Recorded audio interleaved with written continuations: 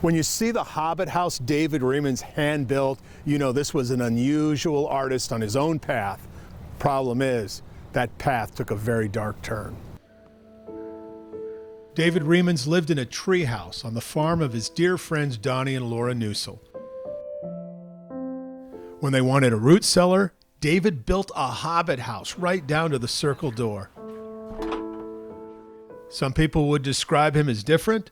Absolutely. No cell phone, no computer. An old hippie, if you will. And he was just a 60-year-old man off the grid.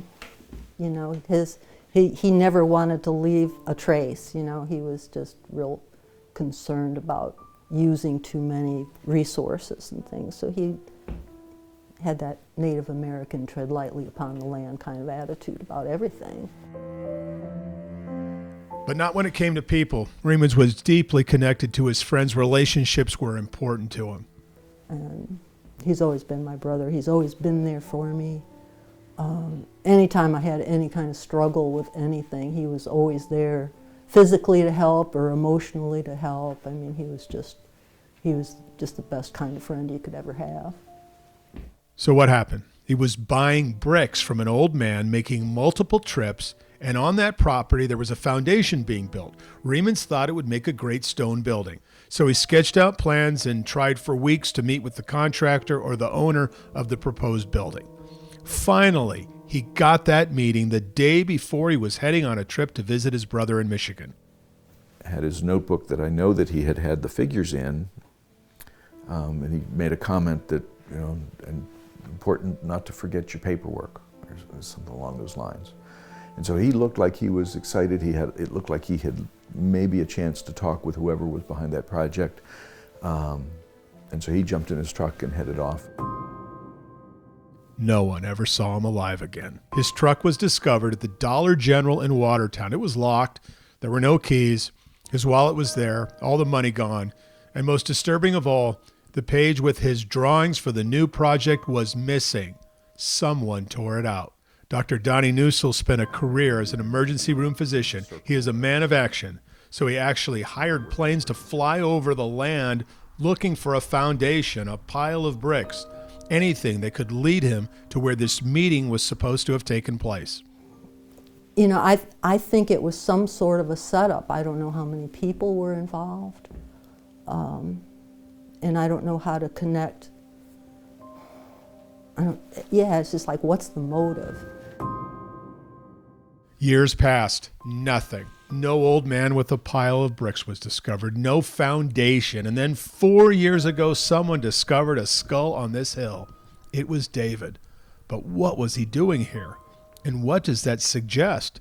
To good friend Brenda Aiken, it suggests the killer is from around here. So if someone is going to randomly kill someone for their money or something, and it's somebody that's not from around here, it seems like they would just get rid of the body.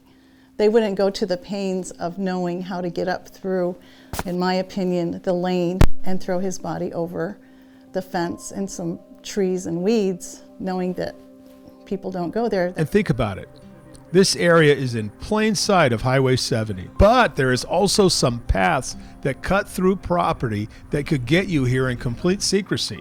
Weeds were 5 feet high here when Reeman's disappeared. It feels like it was someone who knew about the path, knew this remote area so well, they picked the perfect place to dump his body.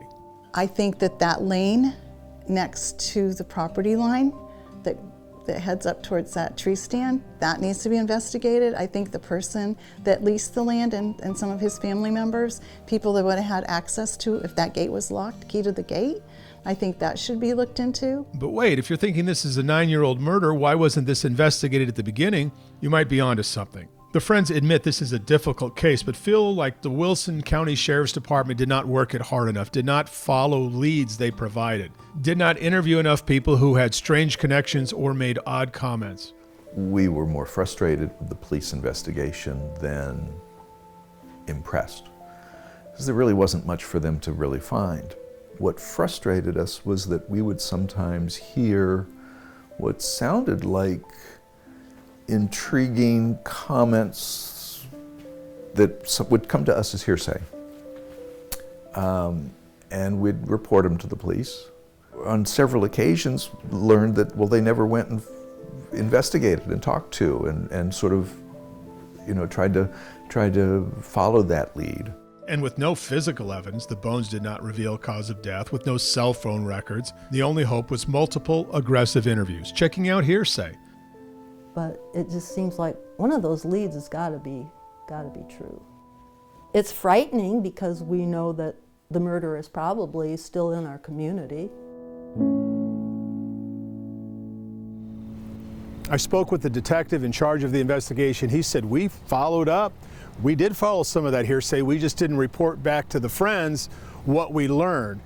That being said, we will revisit any lead that might lead to an arrest. We want this solved and we want to help. We'll start tomorrow. So there is some hope and some good news.